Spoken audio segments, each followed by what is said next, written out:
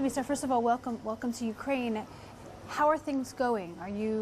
How do you think progress is going here with the investigation and the arrival of your delegation? So we have our earlier team consisting of 12 police personnel. They are from forensic unit. And today, 68 of them came in together with me to enhance the investigations together with the Dutch and Australian team. And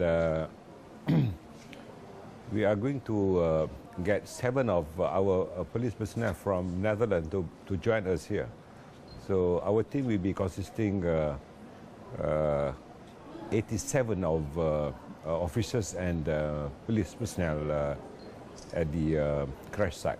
And are you optimistic that they'll be able to find what they need to find, given the recent fighting, given the recent problems? We are collaborating very closely with the Dutch team and Australian team, and definitely we are working together with OSCE, which advising us on the timing as well as the routes that we are going to take from Kiev to the sites.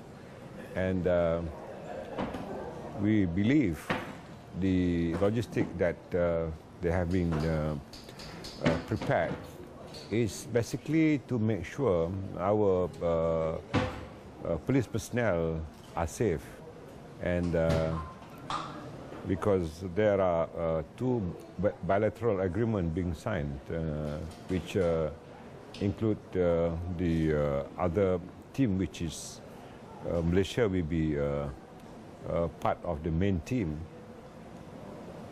which will be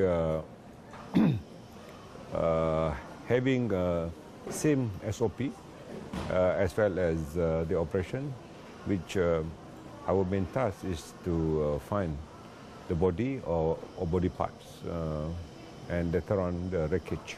Have you had any criticism here in Ukraine because your Prime Minister negotiated directly with the head of the rebels? I think the Prime Minister is sincere enough to get things done, because we need to find the body, and we have to explore all these resources, as long as the responsibility is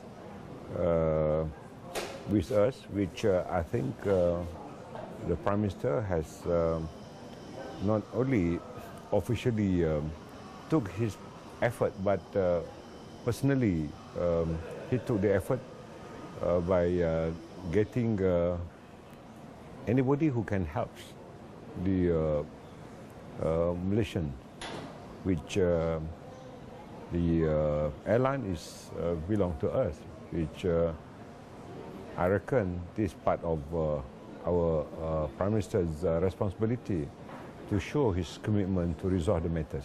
There's been some question as to why it's taken so long to get people on the ground. The first week, access to the site was very easy, access to the site was very free, and yet there were still no international investigators. Why has it taken so long to get investigators? So we have sent our first team, the SMART team, followed by forensic team, and when the Australian and Netherlands team has reached the site, we feel that we need to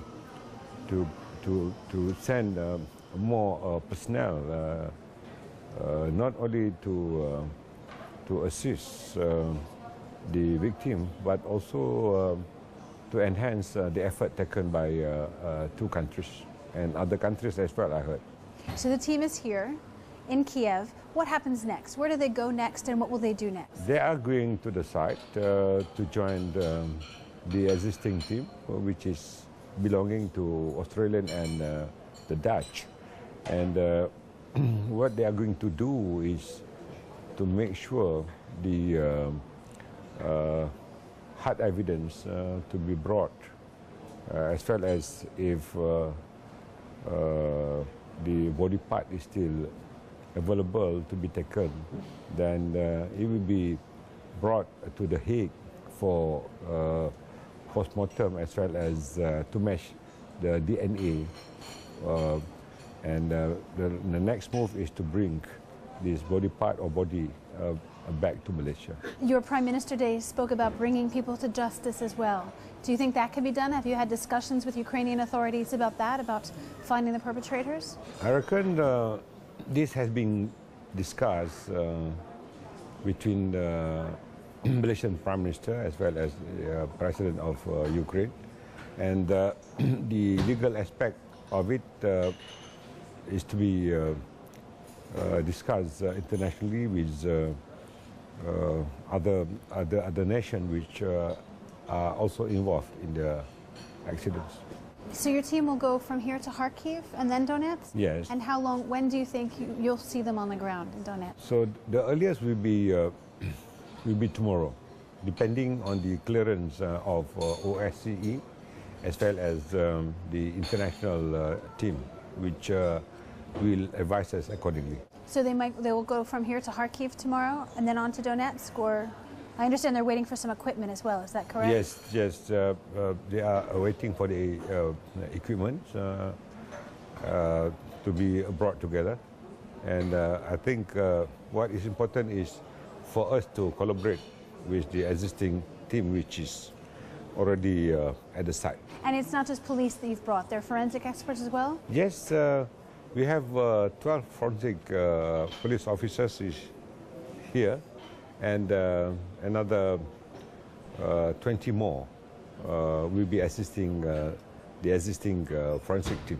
How big a blow was this to Malaysia? You've had a terrible year with first the loss of the flight in March and now the downing of this plane. How difficult has it been for The Malaysia? sorrow is shared together with passengers from other nations.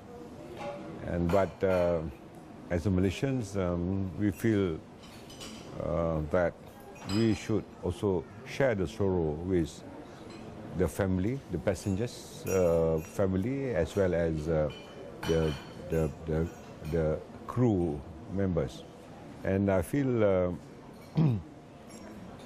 this is something which is unexpected, but we feel that when the accident happened, so something very fast need to be taken place. And we feel our commitment is to collaborate with international community, especially the team, to investigate and also to bring the hard evidence to the court if necessary. So tomorrow? What is on your agenda for tomorrow now? I'm going to meet my counterpart, the Internal Security Minister, as well as Prime Minister of Ukraine, and Who's still Prime Minister? He's still Prime Minister. He tried to resign. Then didn't. He's the Prime Minister as well as the President. If I did not get any confirmation, so maybe I will wait until day after tomorrow. Are you happy with the pace which things are going? Yes, but I think this is very complicated investigations, and we have to be extra patient. And I think if normal circumstances, probably if non-conflict, if the incident happened at the non-conflict area, so must be easier for us to handle the issue. But because of this conflict, but I think we have to handle the issue with care. The Dutch were saying they were very frustrated the last couple of days not being able to get to the site. Have you been frustrated by this complication? So frustration can be paid by patience. We need to be articulate with all the challenges faced by us previously, and also definitely we are going to face a bigger challenge when the body it couldn't be found anymore, as well as the wreckage as evidence. is to be brought for further investigation.